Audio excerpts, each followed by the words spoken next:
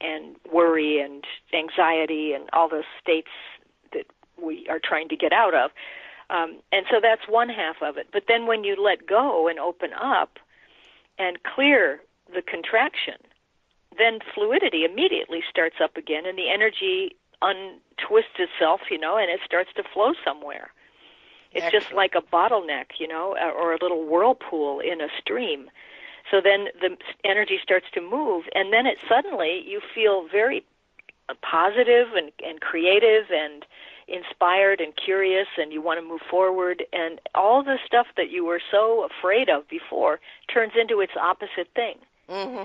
And so then you have two states of being. You have that open, fluid, creative, joyful, childlike state of just anything is fine, let's just express ourselves and have fun with each other, or I'm afraid of other people, I've got to protect myself, I can't show people who I really am, blah, blah, blah, And you can go back and forth, rock between, here's the worst possible scenario, here's the best possible scenario, and then decide, and it is a decision, to choose. Well, I am going to feel the way I like to feel. But I think we were all born, it's our natural birthright to be in that positive, happy, uplifted state of joy and creation. What has happened, and the fear has come in through the world, the physical world, and people's misconceptions and expectations of who they are and who we should be, and having lost that truth, again, that word comes up, of who we are as soul beings. So, yes, we want to return to our natural state. That is our natural birthright. And you wrote, it's easy to be spiritual when you are surrounded by like-minded thinkers and people of your wavelength. The so-called outside world validates you. But can you be spiritual and feel the way you like to feel anywhere? Immediately my inner voice said, it's not about expansion, it's about exposure. You don't have to project yourself out into more of the world. Just let people see you. Don't protect yourself or hide. Be transparent. Be the beautiful truth and being that you are. And I love that. It's just such a wonderful way to remind us all of who we are, and we can be anywhere with anyone. They don't have to be like us. They might not think like us. They might not even understand what we're talking about. But we can still maintain our sense of balance, truth, joy in our soul being. And I guess that's being transparent. Well, part of it is, in order to do that, I think you have to allow yourself to be vulnerable, and most people are afraid of that. Yes, you do. It's like a state that they feel like it's the quick under your fingernails or something. But actually, it's just a state of, like you said it before, simplicity, a sense of like true humility, which really is just, this is what I am in the moment. I'm not less than anybody. I'm just this right now. Mm-hmm. And it's real easy to just let yourself be human and magnificent as a soul. You're both in each moment. And as you do that, you can be exposed. You can allow people to see you and not protect yourself. But you don't have to also broadcast any kind of self-definition out to the world to impress people. Because a lot of times when there's willpower behind something like that, it backfires on you. Or you'll attract attention from people who will react against you. But if you're just being and not really sending out vibes, the people who need you or who can relate to you, they'll feel you. They'll find you in this field of energy. Yes. And the ones who can't see you yet, they won't see you. It's just you're invisible to them. Thank you very much. So it kind of regulates itself. The energy takes care of things kind of all by itself. That was a good description of it. Now, you also gave many ways to discover limiting fears and to begin to move past them. You mentioned you might have a journal, be creative, draw diagrams, and note what has captured your attention. And then there's a song, a lyric, a synchronicity, a snippet of someone's conversation, an article, poem, book, something you see in nature. You can record and decode dreams and transcribe the gist of the inner dialogue you have with yourself. These are all active ways to begin to work with finding your way to. These are ways of working with your inner perceiver to Yes. see what it is you yourself are trying to get through to you yourself, you know? Yes. And I think that really the biggest thing I've already said is that we need to be able to notice the actual subtle physical states that we go into, whether it's a subtle form of contraction, like really, I really don't want to eat that piece of cake, even though my mind wants to eat it, you know, but my body doesn't feel like it likes it. You know, so one thing is a willpower-based thing. I'm going to make this looks good, it's sweet. And the other was no, it doesn't. It's not going to sit well in my stomach. So you learn to read and gauge those very subtle differentiations between expansion and contraction, and deep comfort and, you know, kind of anxiety and subtle levels of stress, and you choose over and over and over again to go into your home frequency, which to me is the soul in the body, the soul as the personality, where things are open and fluid and actually fun, and you make decisions based on what feels like it brings you more of that state. You know, not what you think you should do. Right. And part of this is the lesson or the experience of learning to differentiate between the voice of the left brain and then the right brain. Because the left brain always is, of course, it uses language, so it's always talking. But usually it's protecting us from change. And it often makes a lot of negative declarative statements about what I don't do or can't have or don't have, or, you know, all of those things that limit us. And the right brain doesn't have language. It just has direct experiential sort of immersion in the world and an understanding of all things, kind of a camaraderie or a communion with things. And then it gives us direct patterns from the imagination. And then those rise and they become visions, you know, and they become things that we feel like we just really want to do because they align with our frequency. You know, so it is partly a frequency thing, I think. Absolutely. Yeah. Penny, you talk about what happens if we don't clear away negativity and dissolve fear or what upsets us. Can you tell us what happens then?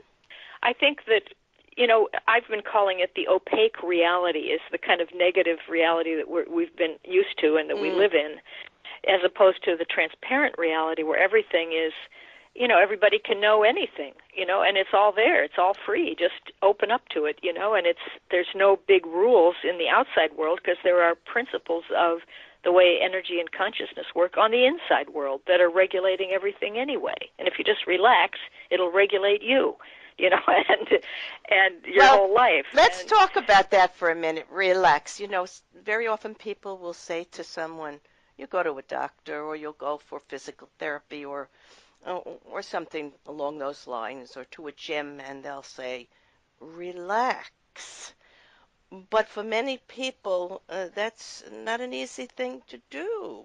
And how can we help them get past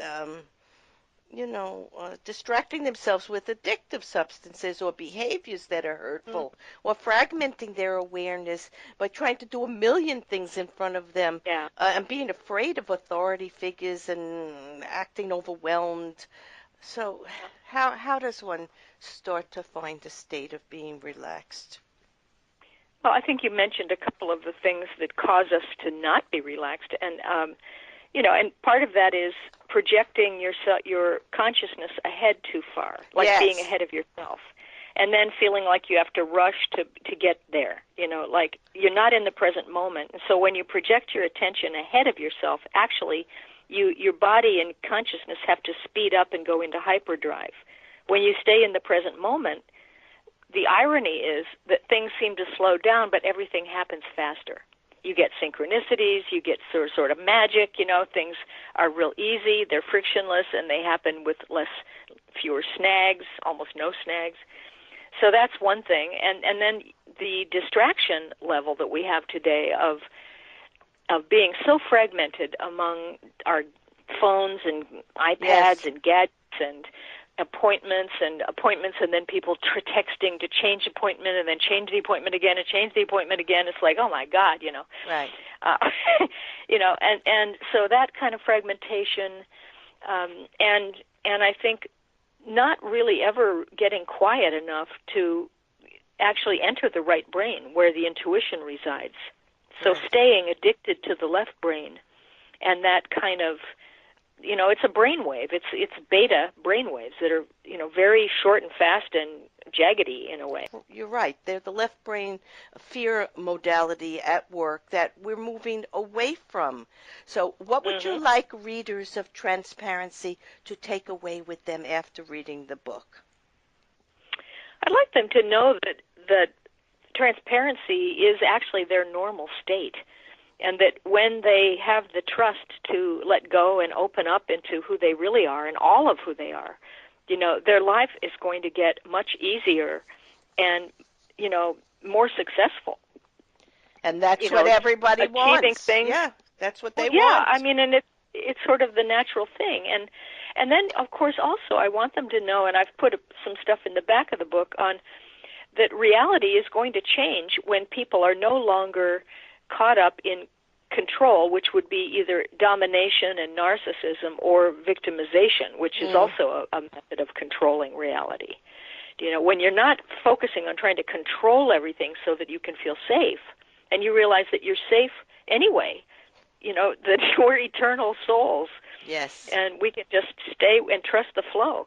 And when you do that, then more good ideas come to you. More people show up to help you. You co-create. You find people on your wavelength that are like your true family.